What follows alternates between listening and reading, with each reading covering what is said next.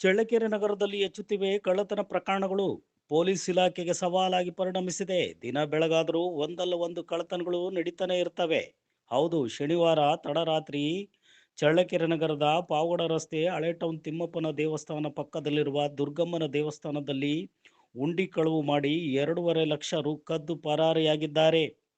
ಸುಮಾರು 25 ವರ್ಷಗಳಿಂದ ಹುಂಡಿ ಹಣವನ್ನು ತೆಗೆದಿಲ್ಲ ಎಂದು ಹೇಳಲಾಗಿದೆ. ಭಾನುವಾರ ಬೆಳಿಗ್ಗೆ ಎಂದಿನಂತೆ ಪೂಜೆ ಮಾಡಲು ದೇವಸ್ಥಾನದ ಬಾಗಿಲು ನೋಡಿದಾಗ ಕಳವು ಮಾಡಿರುವ ದೃಶ್ಯ ನೋಡಿ ತಕ್ಷಣ ಪೊಲೀಸ್ ಇಲಾಖೆಗೆ ಮಾಹಿತಿ ನೀಡಿದರು.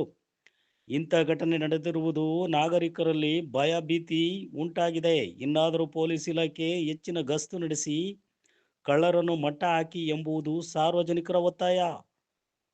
ಪೊಲೀಸರು ಭೇಟಿ ಪರಿಶೀಲನೆ ಕೈಗೊಂಡಿದ್ದಾರೆ.